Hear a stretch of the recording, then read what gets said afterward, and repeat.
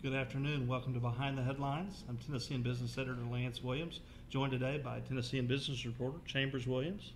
Chambers, thanks for joining us. Thank you. We're going to be talking a little bit today about a story that broke in today's paper. It's looking at a new distillery that's headed for the Fontanel Mansion. And Chambers, I understand that it's one of Tennessee's better-known distillers, and it sounds like they're doing an expansion right here in Middle Tennessee. Can you tell us a little bit about who's behind this? Yes, it's Phil Prichard, and Phil started the Prichard's Distillery in Kelso, Tennessee, back in 1997. Phil comes from Memphis. He was a dentist in Memphis. He told me he got tired of the dental business and started making rum at home for his own use. But in Memphis at that time, it wasn't legal to distill spirits and sell them. So at that time, only 3 counties in Tennessee allowed distilleries: Lincoln County, Moore County, and Coffee County. And there were only 2 distilleries here. Jack Daniel in Moore County used to be in Lincoln County before they moved the county line, which is why Lincoln County was one of the 3 that was allowed, where distilleries were allowed. The other one is, of course, the George Dickel Distillery in Coffee County.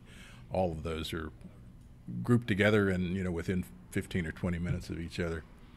But he bought an abandoned schoolhouse in Kelso, right off US 64, just east of Fayetteville, and started his distillery. Started out making rum, but he makes lots of other things now too. He has some Tennessee whiskeys there. He makes something called Sweet Lucy, probably his best seller. That's a bourbon, and his rums are sold all over the United States and in several European countries. He's also started selling some of his whiskeys and bourbons in Europe as well. And he decided to expand. Actually, the people from Fontanel came to him and said, "We're looking to put a distillery on the grounds. Would you like to do it?" And he went and looked it over and said, "Hey, yeah, I'll do it." And so they broke ground on it this week. They're building a 1,400 square foot distillery building, and it's going to be right next to a little log cabin that's right at the front of the property. He's going to use that as a tasting room, a place to sell souvenirs, swag as he calls it, and he'll also have a separate room there that where he'll sell the products, not only the products from the distillery there at Fontanel, but from his distillery in Kelso as well. Okay. All right, very good. And I'm assuming from a visitor standpoint, those are going to be sort of the main. Will they be able to sort of see any of the operations inside of there? There will be distillery tours. You can go through the distillery and watch.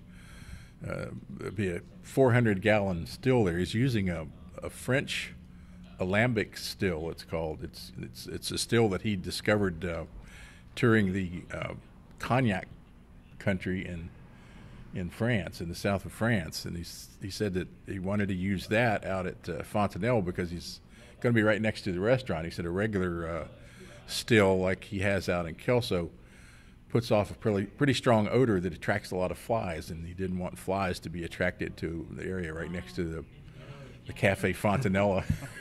So he's got this alembic still, and he also plans to perhaps make some brandy out there as well.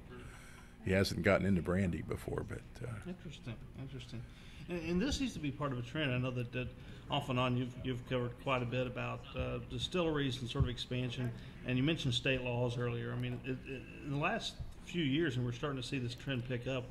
What's happening just generally within that industry that's making it so hot right now? Well, the state law changed about 5 years ago to allow distilleries in counties that opted in.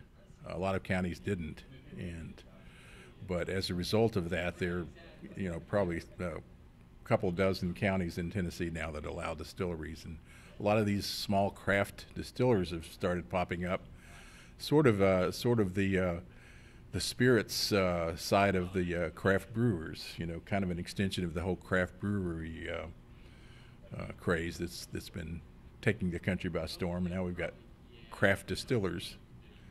But Mr. Prichard's really not one of those. He's more big time than that. He's like I said, his products are sold all over the United States, all 50 states, and then sold overseas as well. And he's in I think he told me 147 liquor stores in Middle Tennessee alone sell his products, and more than 200 bars in Middle Tennessee. I guess to borrow from Barbara Mandrell, he was whiskey before whiskey was cool. That's right, exactly. It's a Fontanel reference there too. Anyway, Right. All right. Well, thank you very much, Chambers. It's been very helpful and interesting look at a new brand and a new place headed for visitors here in Middle Tennessee. Something to do. All right, excellent. And we appreciate you joining us today. We'd invite you to Tennessean.com, and actually, if you go Tennessean.com, .com/whiskey, you'll see full coverage of a variety of stories related to the topic. There's an online quiz, so we invite you to the website to check that out. We also invite you back every day for a variety of behind-the-headline webcasts on everything from news to sports to arts to entertainment and, of course, business. We thank you for joining us. Have a great afternoon. Just tripped over my tongue.